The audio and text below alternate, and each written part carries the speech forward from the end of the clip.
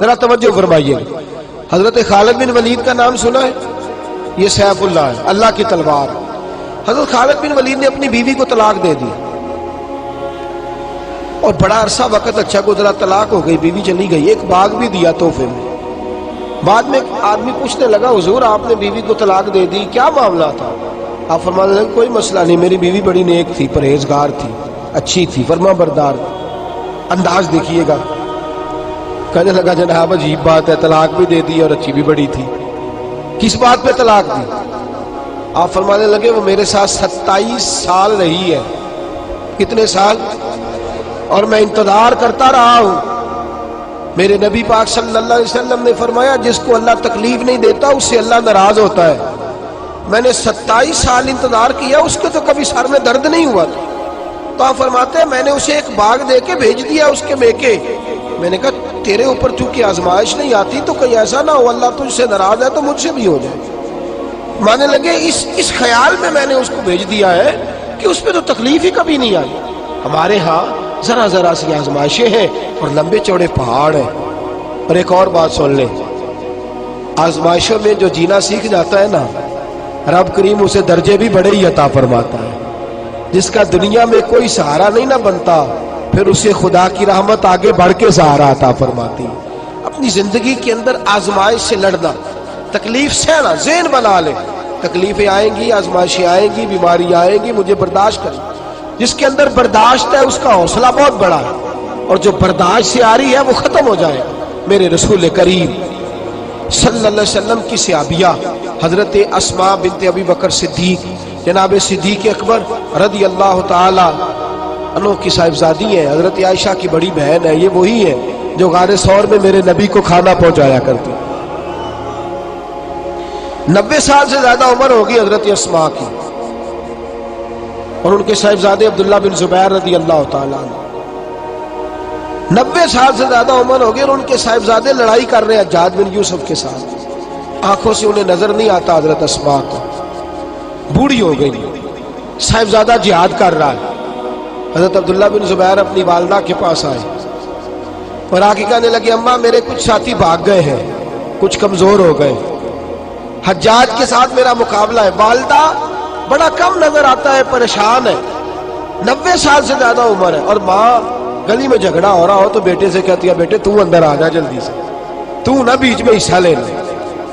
والدہ سے آ کے پوچھتے اماں میں کیا کروں، حجاج کے خلاف لڑ رہا ہوں، بہت سارے ساتھی کچھ چلے گئے ہیں ڈر کے، کچھ جو ہے وہ کمزور پڑ گئے، کچھ نے وہ بزدل نہیں ہے، وہ کمزور نہیں، لیکن انہوں نے حکمت سمجھی ہے تھوڑی دیر کے لیے چلا جانا.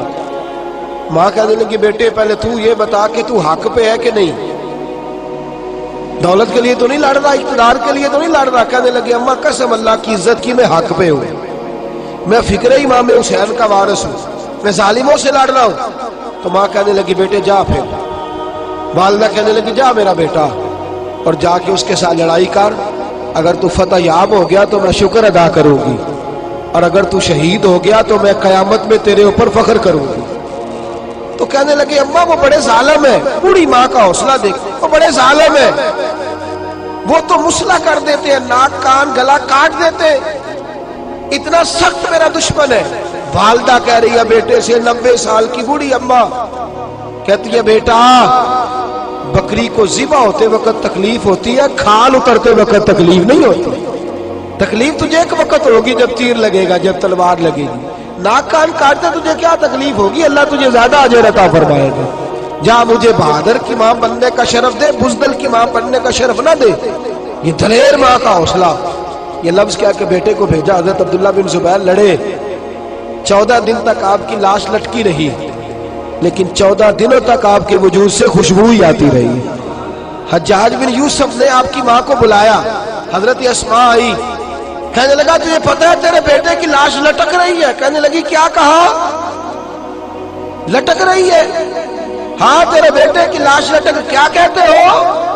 تیرے بیٹے کی لاش لٹک رہی ہے. پھر بتا لو. تیرے بیٹے کی لاش لٹک رہی ہے. تو آپ فرمانے لگی شکر ہے اللہ کا، میرے بیٹے کی لاش لٹک رہی ہے، کہیں جھکی ہوئی تو نہیں ہے نا، کسی ظالم کے آگے جھک تو نہیں نہ گئی، کہیں اس نے گلا کٹایا ہے کہیں جھکایا تو نہیں نا, شکر ہے میں اللہ تعالیٰ کا. کہنے لگے تو مجھ سے سفارش نہیں کرے گی کہ اس کی لاش کو ہٹا دوں؟ آپ فرمانے لگے جس رب نے اسے شہید ہونے کا حوصلہ دیا ہے وہ اسے قبر کی اعلیٰ جگہ بھی عطا فرمائے گا.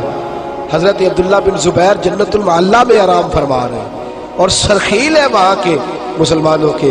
عزیزوں, تکلیفوں کو آگے بڑھ کے وصول کرنا. ذرا ذرا سی بات پہ لوگ چیختے چلاتے ہیں, کفر بولتے ہیں, گھروں میں فوتگی ہو جائے تو کفر. حضرت جعفر طیار شہید ہوئے, حضرت علی کے سگے بھائی تو ان کے گھر کی عورتیں رونے لگی. حضور نے فرمایا جاؤ انہیں چپ کراؤ. صحابہ گئے, خاموش نہیں, پھر رونے لگی. فرمایا چپ کراؤ انہیں, پھر چیخنے لگی. تیسری بار حضور نے فرمایا نہیں چپ کرتی تو ان کے منہ میں خاک ڈال دو. انہیں پتہ نہیں جو بین کرے, سر پھاڑے اور اپنے چہرے پر اپنے ہاتھ مارے وہ تو میری امت میں شامل ہی نہیں ہے, تو میری امت میں شامل ہی نہیں. میرے عزیزوں, شریعت اسلامیہ حوصلے کی بات کرتی ہے, صبر کی بات کرتی ہے. گھروں کے اندر ذرا ذرا سی بات میں بے صبری کرنا, ذرا دو چار جملے بھی ہم ہضم نہیں کر سکتے, ایک بے رخی بھی ہم ہضم نہیں کر سکتے, تھوڑی دیر کے لیے بھی کوئی آنے والی تکلیف ہم برداشت نہیں کرتے. بے صبری ہے, ہماری کم حوصلہ ہے اور تحمل مزاجی سے دور چلے گئے ہیں, اس لیے ہمارے غم بھی روز بروز بڑھتے چلے جا رہے ہیں. رب کائنات کی بارگاہ میں یہ التجا کیا کرے اللہ ہمیں حوصلے عطا فرمائے, اور ساتھ رب کریم ہمارے اوپر وہ والا فضل فرمائے اس طرح وہ اپنے نیک بندوں پر فضل فرماتا ہے.